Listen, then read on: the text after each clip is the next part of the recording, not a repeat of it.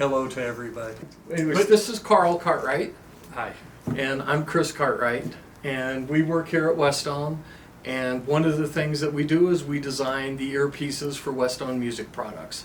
Now, for those products that are for audiophiles, we'll always, when we look at redesigning or upgrading, we're always going to take a look first at the acoustics to try and see if there is something that we can improve.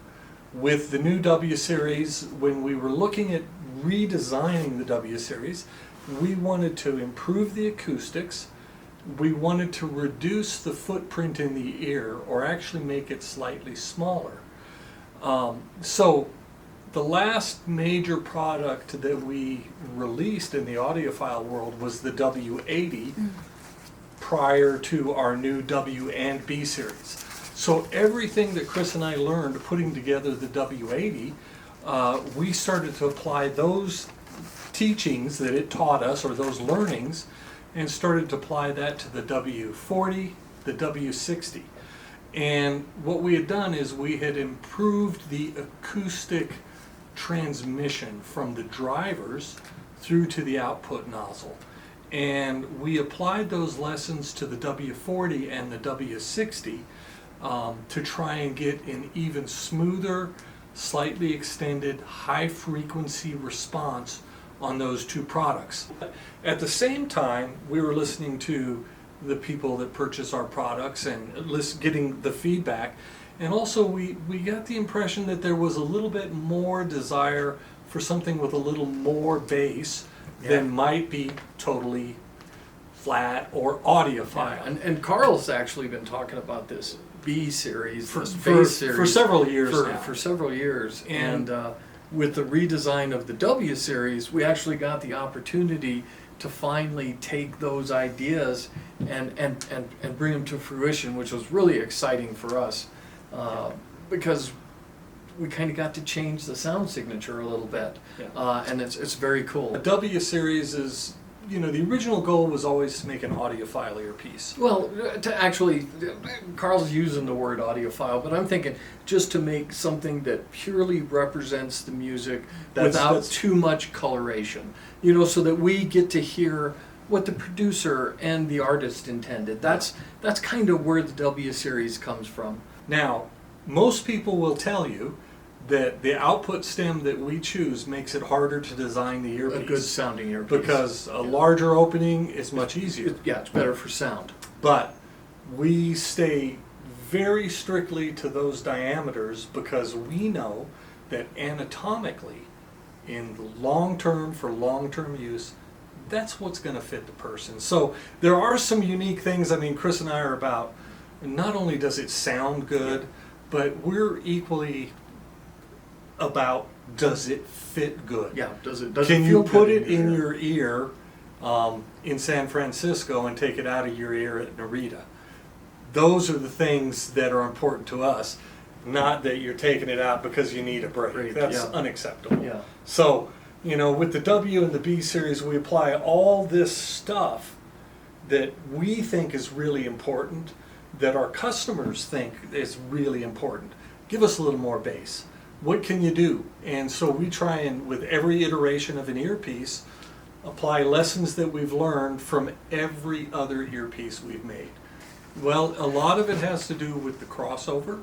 Yeah, there's two components. Carl's going to go there, but there's two components. There's an electrical component, and then even though the earpieces are incredibly small, there's an acoustical component. And so we mess with those things to improve the sound of an earpiece. Right. So as we're looking at how do we improve the earpiece, we may shift a crossover point a little bit. This is the part where I won't give any specifics. We may shift the crossover point a little bit. From an acoustic standpoint, we may lengthen or shorten an acoustic sound path, or we may increase or decrease the diameters of that sound path, and that starts to affect, when you put this whole package together, what the result is. So it is kind of almost an iterative process, or it's build a prototype, test, build a prototype, test, build a prototype, test. And with each one of those prototypes, you're changing one small thing to see if you're getting an improvement. So, to fine tune an earpiece can take, several months to get to the place where you're going, okay, I think that we've pushed and pulled and stretched and hammered on it to the point that we have to stop now. There's, like Carl said, there's electrical and acoustical, and every little change can affect the sound. So we document all that. Yeah. And as a matter of fact, just like some of your customers, they're going to use different type of tips and stuff like that. Every little thing has a slight effect. So everything internal and everything external can have an effect on the earpiece. But, we're still about, like I said earlier, those soundbore sizes and stuff like that. We're fairly committed to those. Now, that's not to say that We won't someday come up with lightning something. will strike and go, change it by 1 millimeter, and yeah, I will. But for now, those are the reasons our products look the way they do. Now, I know some people will think of Westone as just a BA company, but we have released a balanced or a dynamic driver earpiece in the past called the Adventure Series. We do have experience with dynamic drivers. As a matter of fact, way back in the day, several of our products were solely dynamic driver based. Yes. Now, that's great. There has been a recent trend of dynamic drivers getting ever smaller and smaller and smaller to try and get a low frequency seal, just like you can get with a balanced armature driver, which is smaller. But the difference is in some of the small dynamic drivers, the output from a balanced armature will actually be greater than you can get from like a 5 millimeter dynamic driver. Yeah. Now, if I wanted to put a 13 millimeter dynamic driver in there, yeah, I could probably get the same kind of power. But then we But would sacrifice the size. That's right. you know, Now all of a fit sudden the all of a size sudden is affected. So the reason the B series continues on with a balanced armature driver is the packaging, because again, it's so important to Chris and I, coming from a hearing healthcare world, that it is comfortable. I wouldn't say it's number one, but sound and comfort are They're pretty equal. close, It's not like sound first and then everything else comes after. It's really important to us. So that's the reason the B series came out with a balanced armature low frequency driver. It fits, it gives me the output that I want, as opposed to compromising on the low frequency output just to get a small package, or compromising on the package to get a bigger low frequency sound. Yeah, he's the Choina guy, isn't he? Yeah. Anyways, it's not that we're not playing with BAs. There's an interesting difference in what the frequency sweep of a balanced armature and a BA, actually what they produce. It's real interesting, and maybe to try and fill those holes is going to take just a little more work. Well, yeah, I mean, it's a different design approach. We've worked with dynamics in the past, but again, comfort is so important to Chris and I that, that's the path we are on right now. That's not to say that I don't believe in dynamics, because I do. There is a certain There's a visceral, interesting aspect to them. But, from a frequency response standpoint, that kind of stuff, I'm looking for the smallest package with the best output. Yeah. So putting up with him is the hardest thing about producing the W and the B series. Well, actually, I mean, the sound was difficult. But, I would have to say, the single hardest thing was to make the metal clip. The metal clip Has nothing to do with the sound. It's only an appearance thing, but it took so long to get that right. Because we don't manufacture those here, and we had to work with multiple manufacturers until we got one that we were satisfied with. Yep. And so, while we say it's the hardest thing, is it as hard as making a good sound? Probably not, but we know how to make a sound. How to make a metal clip. Yeah, We're like, we don't. it took a long time. So for the W and the B series, that was a struggle to get the metal clips. So I hope everybody appreciates them versus the plastic clips. It was tough.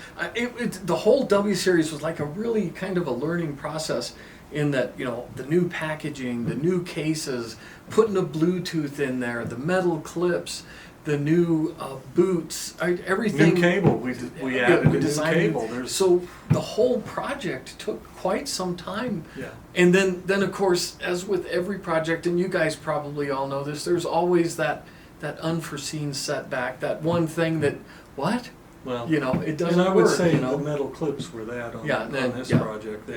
They took a long time. We did not think it was going to be as difficult to get a source and get it manufactured to what we thought would be okay. We thought that would only take a few months, and it did take a lot longer. The acoustics, going through all the prototypes there, I mean, that's months and months as well. Yes. Because you've got a lot of these things all happening at the same time. Yeah. But, man, that metal clip, that was tough. And so our friends who help us with these cables came through with this high silver content, very, very flexible, wonderful lightweight cable. Yeah. And so we just incorporated that into our design. With the high silver content, we get better high frequency, or it's lower resistance is what I'm really trying to say. So the high frequencies are improved. Now, we still feel rock solid about this cable. This cable, I mean, we selected this cable to begin with for a number of reasons. One is it's soft and it's supple. And there's a thing that happens with the cable, which Carl alluded to, but it's a transfer of sound. So when the cable is rubbing across your body, that sound is transmitted and picked up by your ear. We don't like that, so we try to minimize that as much as possible. And so we've stuck with this cable for years. And as Carl said, our friends from Plastics One came by and they said, "Hey guys, what do you think of this cable? It's got everything you've been looking for. It's silver, it's got low resistance, It sounds great. What do you think of it?" And the first thing we do when we pick up any cable, Carl and I both, it doesn't matter, we go like this. We put the cable over our ear, as goofy as that looks, and we do this. And we stick it in our ear, and we go like that. "Oh wow, that's quiet. Holy moly, that's quiet." And then the next thing we do is we go, "Oh, that feels good," I mean, really, that's what we do. That's how cable is qualified here at Westone. And then we just look to see how supple it is. And this had the electrical stuff that we were looking for as far as resistance, and it felt just great and phenomenal. It sounded beautiful. There's this like intangible sparkle in the high frequency response that just got Carl and I both really excited when we heard it. So what we got to do was Plastics One showed us this cable, and we designed the ends and the connectors and the bifurcation, and there we go. We have a new cable. And it took a year. Konnichiwa. We can't wait to see you at the Headphone Festival in December. We hope that you enjoy the W and the B series, and Chris and I hope to see you soon. Absolutely. I'm looking forward to it.